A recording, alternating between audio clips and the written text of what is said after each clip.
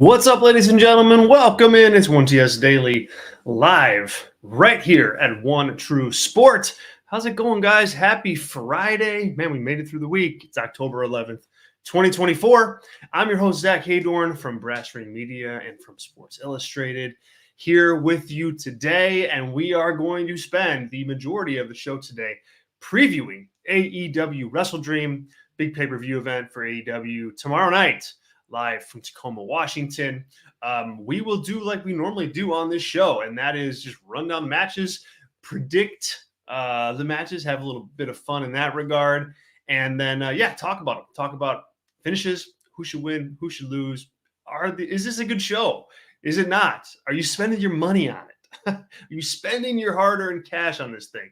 We'll get into it all here. And then I want to talk a couple news and nuggets, news and notes that have come through in the last 24 hours as well. So thanks so much for being here. If you're watching on YouTube, hello. Thanks so much for pressing play. If you're watching on YouTube, the best way that you can help the show out is by hitting that like button. Hit the like button, hit subscribe. Obviously, if you haven't subscribed yet, it helps us out greatly in the algorithm with YouTube and with Google. So thank you in advance for doing that. If you are watching on Twitter, hello. Thanks for being here. And then, of course, to our members, appreciate you guys for hitting play. Maybe you're listening live. Maybe you're checking us out as an audio podcast.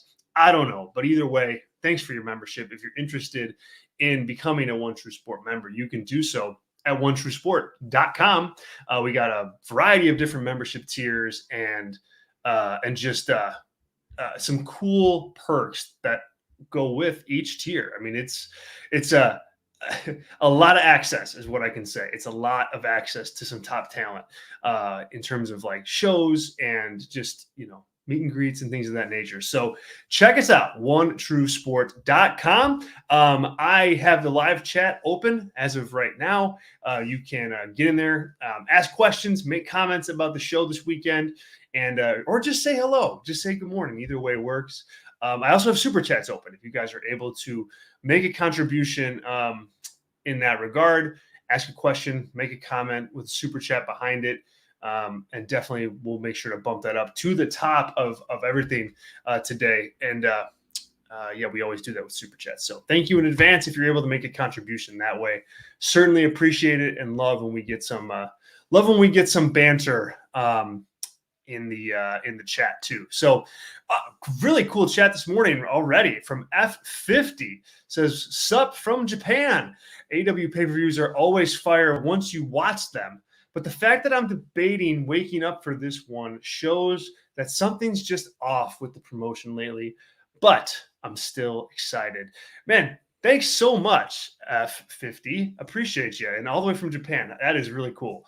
Really cool that you found the show. Really cool that you took the time to send in a live chat. Appreciate it. And hopefully you come back, or hopefully you keep listening and like what you hear. We're going to use your comment here to like start our pay-per-view preview, because I don't think, F50, that you're the only one that's in this boat. I think that there's a lot of AEW fans that, are used to buying AEW pay-per-views, B, happy that they buy AEW pay-per-views, because AEW pay-per-views, like you said, almost always deliver, like when you're watching them. But C, aren't sure about this one. and I think that's a completely reasonable opinion to have based on the card that's been put together here, and based on how that card has been built up and featured and presented to the audience. So I totally understand if you're like, man, I always order these and I'm not sure about this one. Like, to me, that totally tracks. And that's what AEW deserves.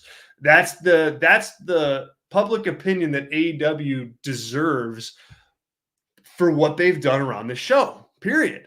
And that's facts. I mean, obviously it's not a fact, but I think it's pretty indisputable that that's what's going on here. I mean, I've heard from a lot of AEW fans who are just not buying this pay-per-view for, a variety of different reasons. We got Sean, who's joining us in the chat, who says, "Happy Friday, Zach. Definitely not ordering this show." There you go. I mean, straight up. I think Sean, based on I know Sean well. He is a Brass Ring Media member, and I think if AEW, aside from a conflict, right? I think if AEW put forward a strong card, Sean would be purchasing it. And they haven't, and so they're not earning his money. And I think that's my sentiment around this whole show this weekend. Is it's masquerading around as like a really big show, and there's just no oomph behind that opinion or that presentation at this point in time. They have not built up a card that's worthy of the hype and that's worthy of you spending $50. Like, if you're gonna choose, like, okay, I can't watch every AEW pay-per-view, so I'm gonna pick and choose. Like, I can't sit here in good faith and say, hey, this is definitely a pay-per-view that you're gonna wanna order.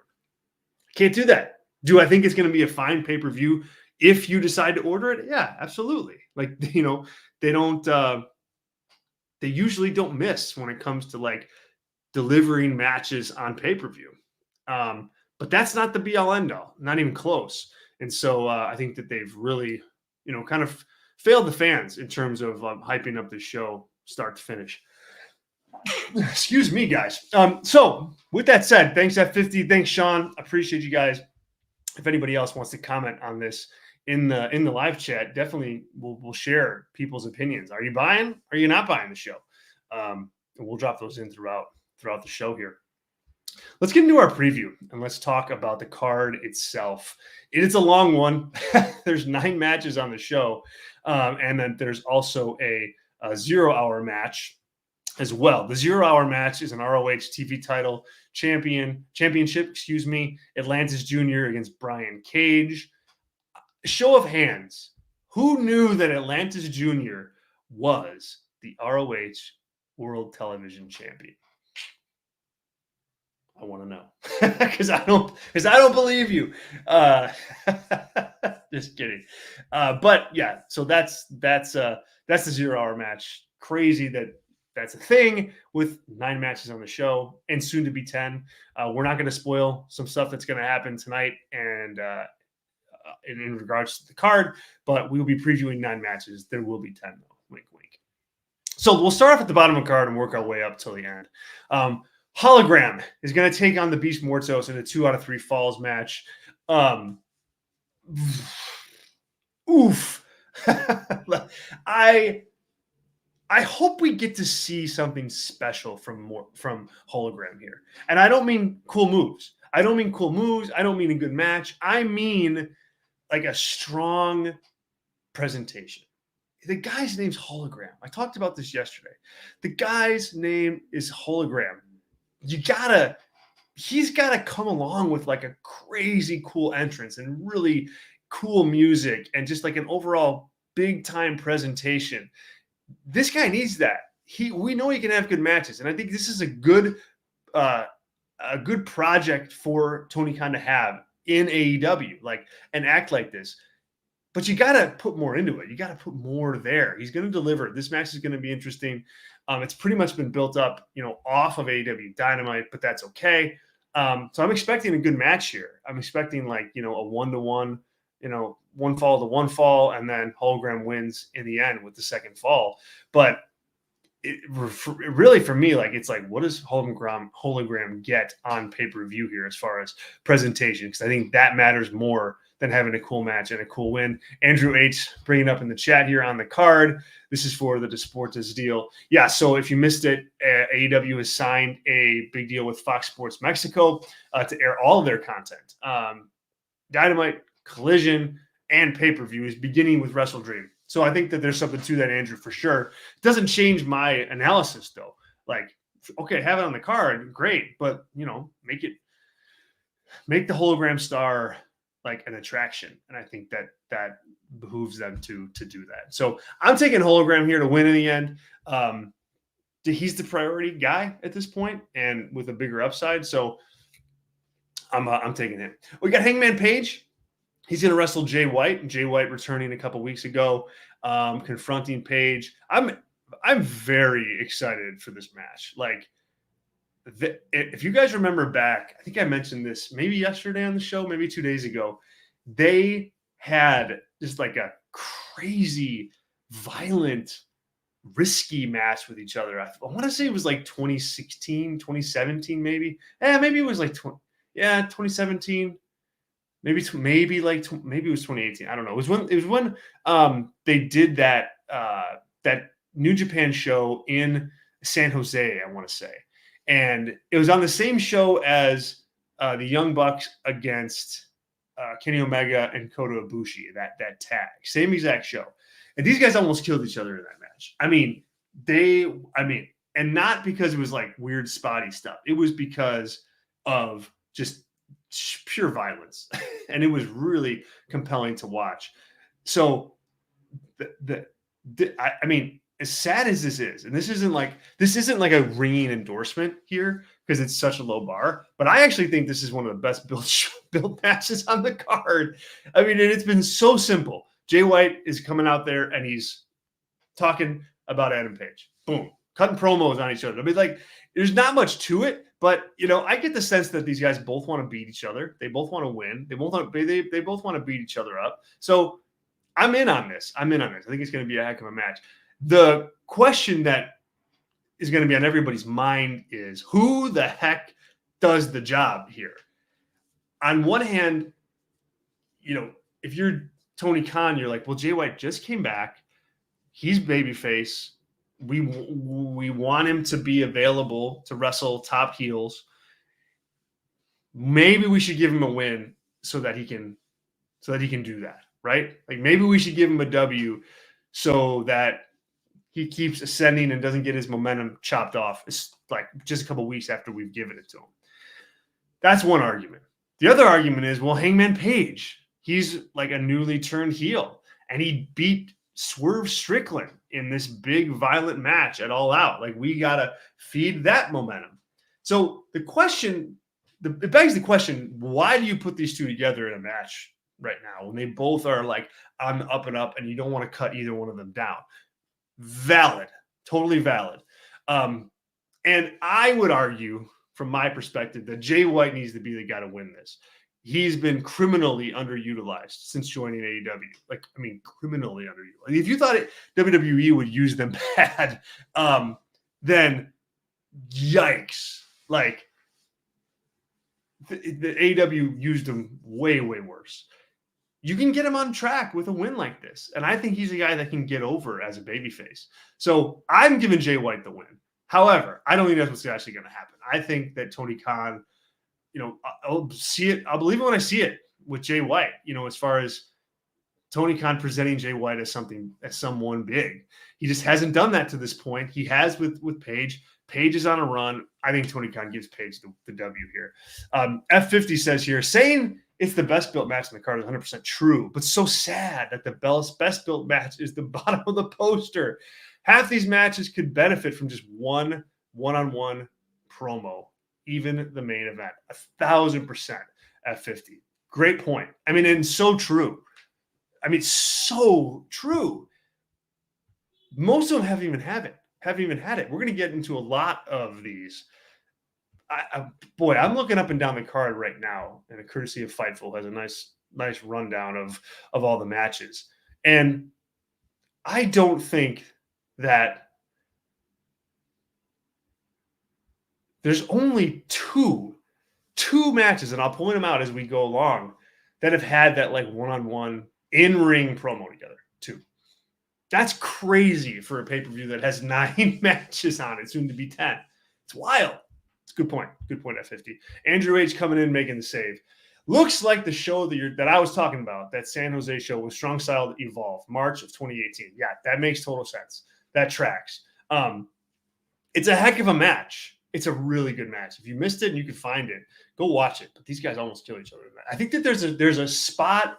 I want to say there's a spot where there's some kind of like overhead suplex or something like on top of the like ring apron, like on the side, that just like, and Jay White like almost nicks his neck on it before crashing to the ground. Like it's a really dangerous spot. and that's the kind of I feel like they were just young and just going for it, just swinging for the fences, as they say. And they got there, but they had some bruises for sure. Thanks, Andrew. Appreciate you, man. All right. Next up, we've got. Let's see here. What's next on my list? Okay, Mariah May versus Willow Nightingale for the AEW Women's World Championship. I like the match. That's what my notes say here. I like the match. I don't like the fact that it had 3 days build. I mean, come on. Like this is the thing. If you know Mariah May is defending the title on the pay-per-view, get to the match sooner. This is a match that could have absolutely benefited from a one-on-one promo exchange of some kind on TV in the ring. Absolutely. But instead, Willow wins you have to do like 3 weeks of TV in 1 week. Willow won the opportunity here. She fought with Mariah May, and she kind of like came up on the upper hand of Mariah May. Mariah May cuts a promo after that. All happened in one show. Like that, it's got to breathe more. Mariah May's winning this match. I mean, that she's way too early in her run to lose. But I think Willow Nightingale is a priority project for AEW. And so I don't know if she was like the original woman slated for this match. I mean, the original match was Britt Baker against Willow Nightingale on this week's episode of Dynamite. Winner is the number 1 contender. Maybe it would have gone the same way. I doubt it, though, because Britt Baker doesn't do too many jobs. So you're kind of like spinning your wheels here. I get it. You're kind of like playing from behind, and you're trying to figure everything out because Britt was not able to make the show on Wednesday. So I get that. But needless to say, you were coming up with a contender no matter who it was in 3 days' time. That's just unacceptable for your top women's champion. And you only have one women's match on the show, which is questionable to begin with.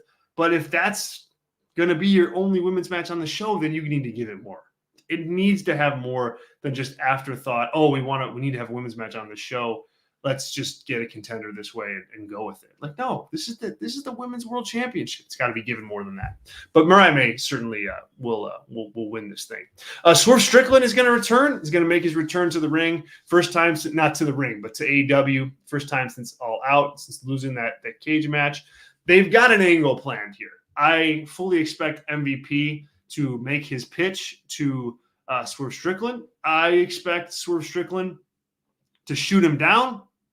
And then I expect us to see Bobby Lashley and really start the feud. Lashley against Swerve. I like this. I like that. I like that program. I think it's a good program. It's a really good program for Lashley to come into. And with Swerve not in the primary world title picture at the moment, it gives him something very relevant to do in the middle of the card. So this is this is good. This is a good, and I think this is where they jumpstart that. All right, we have an AEW World Tag Team Championship match. The Young Bucks defending against Private Party. This is one of the matches where you did kind of have a in-ring exchange promo-wise, but it was to get to the match, not to build it up. I am not a fan of what Private Party has been doing. I think they have been all over the place as an act, like in AEW, frankly. Like they have just been it seems like they're throwing stuff at a wall and hoping it sticks. They try new things, which is good. But they're not like tweaks. They're not like small additions. They're like grandiose changes to their personalities. And that's what I find not to be very believable in regards to them, and why I don't think fans really connect with them all that well, because they don't have like a solid constitution behind it, and I think they need one. They're not going to win this match. This is the Young Bucks match to win. Yes, they beat the Young Bucks before, but Young Bucks are they need those titles right now. I mean, without those titles, the Young Bucks are very much a forgettable act in AEW at this point. So they got to have those titles to be relevant, and I think they will keep them here. Will Ospreay is going to defend the AEW International Championship against Ricochet and Konosuke Takeshita. This match feels like a singles match between Takeshita and Ospreay based on the build that it's gotten. That's probably the match they should have booked if they wanted to do all of this stuff around Fletcher and Don Callis and Takeshita and the Callis family and Ospreay. Like, just book Takeshita versus Ospreay. Like, that's the match. Do it and save the Ricochet stuff for later. Instead, Ricochet's shoehorned into this, and it doesn't feel like he's a part of the story. It feels like he's a third wheel to the story in a match, just because he may make that match like better in the moment. And I don't think that's good booking. Now, I think the match is going to be really good. I think you're looking at a match of the night contender here for sure, but it doesn't make a lot of sense from a storyline perspective. So yeah, I question this a lot, and I don't think Will Ospreay is going to win. I think Takeshita is going to get the W here. I've been picking that in most of the reviews that I've been doing. I've been taking Takeshita because it seems like this focus on getting Ospreay out of the Don Callis family leaves Takeshita there to kind of fill that gap as like the top guy of the faction. And I think in order to do that, like, he's got to get a win. Like, he has, I mean, when is the last time he's won like a really big match? A year ago against Kenny Omega? Like, it's just, if he's going to be the face of the Don Callis family, and the Don Callis family is going to mean something in AEW, it's time. You got to give him you got to put the quote unquote machine behind him a little bit, and they got a perfect way to do it. Don Callis can get involved. Don Callis can cost Will Ospreay the match. Maybe Kyle Fletcher decides to join and stay with us, the Don Callis family, instead of joining Ospreay. They can go a lot of ways, but I think in the end, Takeshita takes this. Sean says this just means less in a triple threat. Oh, it does for sure. And that's what I mean. Like, if Takeshita ends up pinning Will Ospreay here, which I think is probably where they will go, but he does it with help, it's like, okay, that's not that impactful. Will be worse if he pins Ricochet. That would be even more meaningless to the feud. So yeah, it does make it feel worse. That's why, again, if you're going to make the build feel like a one-on-one match between Ospreay and Takeshita, just do that match. There's no reason to shoehorn Ricochet into this at this point. But alas, I do think it's going to be a fun match. I do think this is going to be a shining match on the card for sure. All right, Jack Perry against Katsuyori Shibata for the AEW TNT Championship. I'm not sure anybody cares about this. I don't even know that Tony Khan cares about this all that much. Shibata, really? On pay-per-view? Like, this to me is like a Rampage title match. Seriously, it's gotten that kind of build. It's been built passively. There's no drama in the finish here. We know what's going to happen. And I think I can predict what's going to happen even more broadly than just Jack Perry winning. I see them getting to a Daniel Garcia feud here. Andrew H says, watch your mouth. What about Shibata? Is that it? What did I say? I think that this match goes exactly how you think it will go. Jack Perry wins.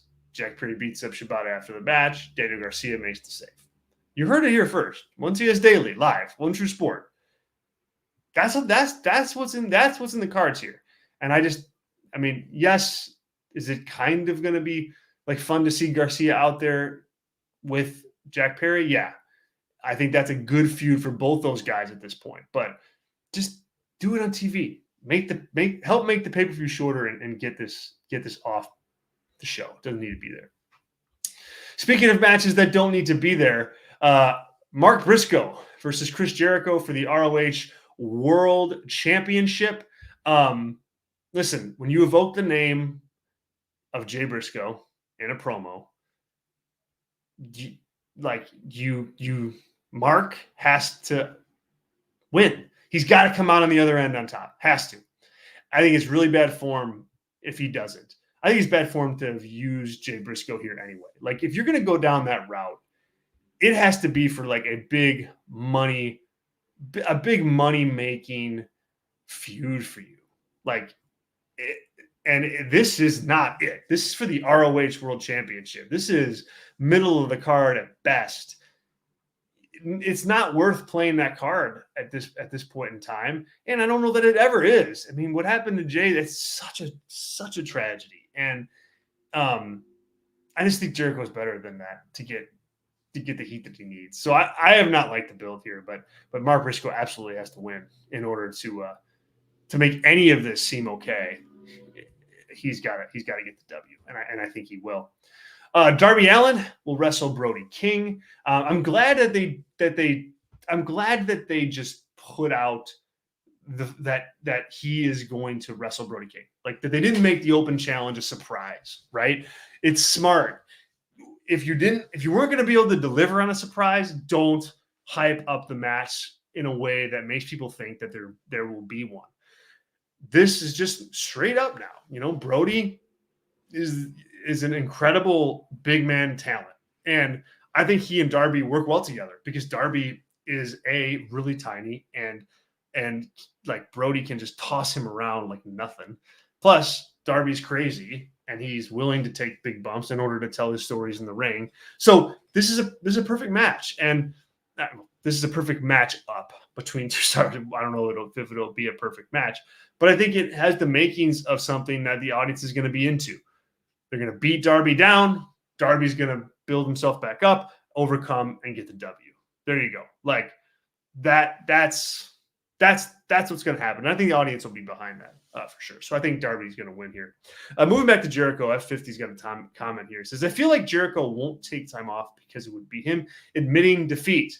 But he doesn't realize, because we want to be invested in him, and a break would actually help us anticipate his return. Well, yeah, and really at 50, Jericho should know that better than anybody. Like, how many times has he gone away to come back with a reinvented character and a new sense of who he is as a performer? I mean, many, many times.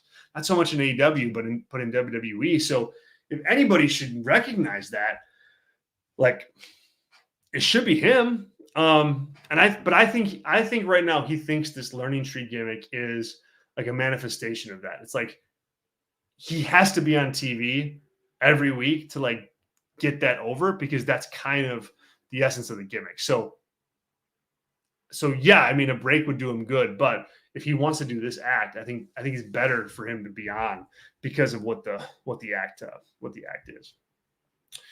All right, guys, and then last and not least, we got our main event, Bryan Danielson versus Jon Moxley for the AEW World Championship. Danielson defending. This comes off, a pretty big angle at the last pay-per-view, All Out. Jon Moxley suffocating Bryan Danielson in a plastic bag. Look, my opinion on this is good match. Terrible build in regards to what's on the line for Bryan Danielson. You got Bryan Danielson in what could be his final full-time match ever. He's not mentioning that. He's not talking about that. You don't get a promo from him. You don't get a go-home promo from him. To double down, the dude almost gets murdered by Jon Moxley on live pay-per-view. And really, we've seen one interaction with him on the microphone talking about that. Like, come on, you got to give it more. Like, this match needed so much more to it. Like, why is Jon Moxley this upset with Bryan Danielson? We got some base level stuff on that, and then some kind of hidden messages about Moxley not being the one pulling the strings. So, I mean, you gotta give more than that. If you're going to do the match, you still have to play the card of why is this match happening? And I don't think they've told that story well enough. And then if you miss on that, which they have, you can't really put the Bryan Danielson retirement on a pedestal, because you don't have a good foundation. And you end at a place where they're just going to have a match, and the match is going to be what it's going to be. But they won't get nearly enough out of this, not even close. And unfortunately, I think that's where they're at. I think it's going to be a good match, a really good match. But with everything at stake, I don't think that they've done a good enough job at all, like setting an audience up to see this and making them excited to see this. That's on the Bryan Danielson side. On the Jon Moxley side of things, he's done some good work. He's done some good work in this. And this new character of his, I think, is working very, very well. But they got to keep it up. And so they're in a pickle as far as how to book this thing. They are in a pickle because you haven't given them much at all throughout this build to Bryan Danielson retiring. Haven't given much to him at all. He hasn't cut a promo. If last Dynamite was his last Dynamite, that is a terrible mismanagement of that asset. So that would lead you to believe that Danielson's going to win, and he should. But Moxley's on a whole other level. He's a newly turned heel. He is clearly involved in a big angle at some point, whether that is Shane McMahon or someone else coming in or whatever. I mean, he's just made allusions to, hey, there's more than meets the eye here. There's a lot going on that you don't know about. And so what is that? You don't want to cut off all that momentum for Moxley with a loss here. You just don't. And so you're in a tough spot. I think they land on putting the title on Moxley. I think it is and should be a priority for Tony Khan to get the most possible out of Bryan Danielson retiring. Now, he didn't on the hype end. He just didn't.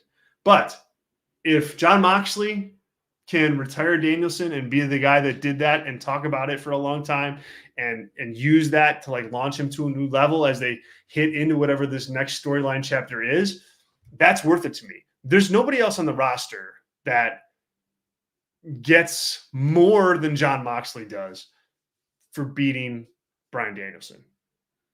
And that's worthy of that slot, right? It's got to be both. It can't be okay, one of the guys in Private Party is going to do it and they're going to be elevated. No.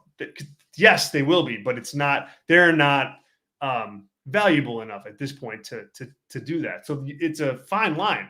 But Moxley, I think, does, he checks that box. So they're going to go with it here. I think they put the title on Moxley and make sure that you don't stunt his growth at all. There we go.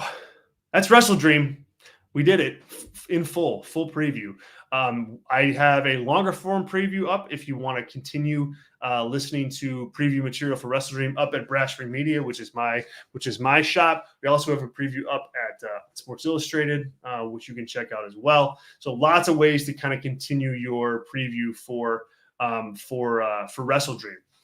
Follow our work at Brass Ring Media, guys. We are live every single day of the week, except for Fridays. Although today we will be live. Today we will be live at 1 Eastern because we had to change the schedule around because of the wacky wrestling schedule changes. So check us out, Brass Ring Media on YouTube. Subscribe and check us out there. We have live shows all throughout the week. We also have an audio podcast of all of our live shows. So if you want to take us on the road, take us to work, take us to the gym, you can just subscribe to Brass Ring Media wherever you get your podcasts, and you can get all of our shows downloaded right there. We also have a Substack newsletter where all of our written work is. So check that out.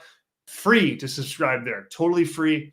It is where we have all of our show reviews and features and editorials and interviews. They all live there. So you can check that out really easily. Just Brass Ring Media Substack, and it'll be the first thing that comes up. You can subscribe for free. We do have membership options as well at Patreon, patreon.com/Brass Ring Media.